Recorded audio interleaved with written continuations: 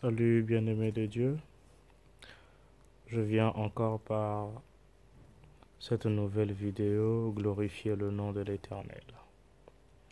Je vais nous lire la parole que Dieu m'a mise à cœur encore en cette soirée dans le livre de Jacques au chapitre 4 à partir du premier verset au verset 3.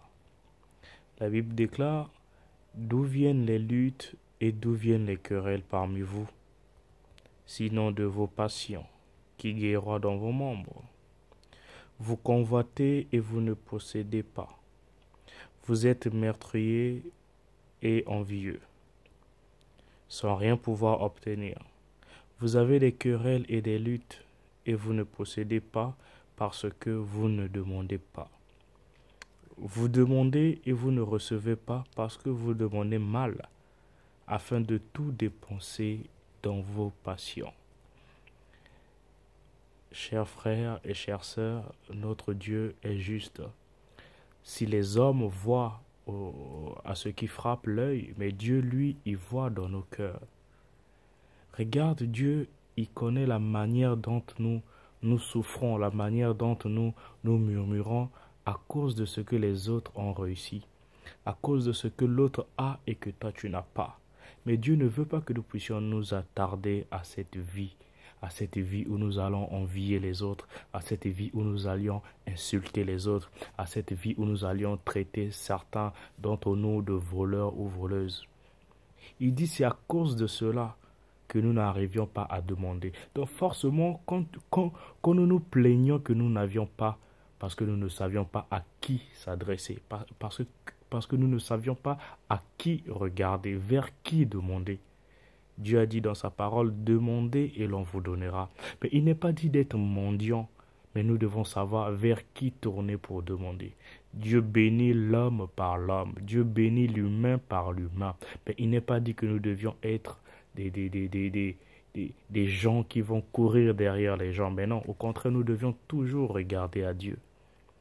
Donc, à cause de toutes ces choses-là, cela blesse le cœur de Dieu, car il n'est pas allé sur la croix afin que nous puissions avoir des querelles parmi nous, afin que nous puissions avoir des embrouilles parmi nous. Bien au contraire, sur la croix, la Bible dit que Dieu s'est réconcilié avec lui-même, il s'est réconcilié avec le monde. Il nous a tous portés, nous formons un seul corps, nous sommes une famille. La main ne peut pas envier le pied. L'oreille ne peut pas envier l'œil, la bouche ne peut pas envier le nez, car ils constituent tous un seul corps. Et Dieu dit encore dans sa parole que vous demandez et vous ne recevez pas parce que vous demandez mal afin de tout dépenser dans vos passions.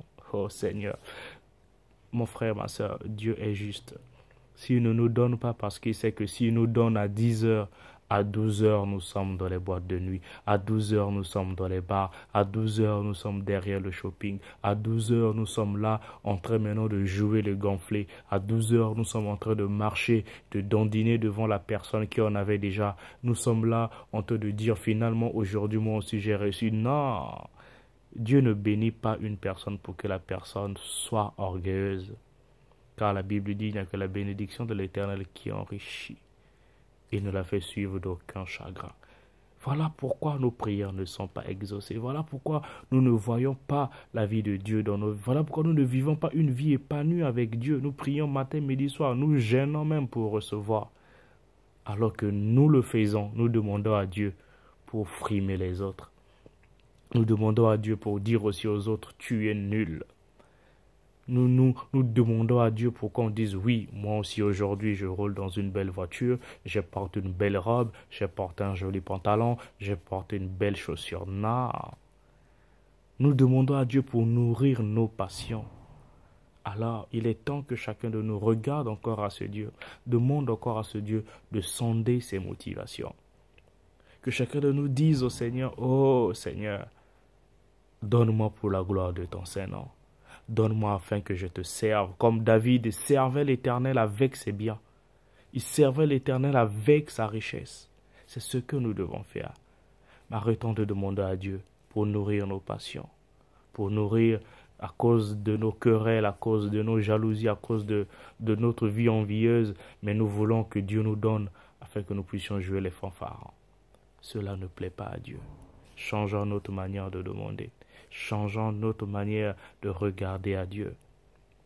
Et arrêtons d'envier ceux-là qui ont déjà réussi. Et arrêtons aussi de nous moquer de ceux-là qui n'en ont pas encore, car personne ne connaît le dessein de Dieu. La Bible dit, à chaque jour suffit sa peine. À chaque jour suffit sa peine. Rappelle-toi de l'histoire du pauvre Lazare et du riche. Où est-ce que les riches s'étaient retrouvés? Alors ne te moque pas de celui qui n'en a pas aujourd'hui. Et n'envie pas celui qui a aussi. Car tu ne sais pas comment il a reçu sa bénédiction. Tu ne sais pas comment il a acquis sa bénédiction. Mais toi et moi, nous devons regarder à Dieu. Toi et moi, nous devons plutôt toujours regarder à Dieu. Nous battre à plaire à ce Dieu-là.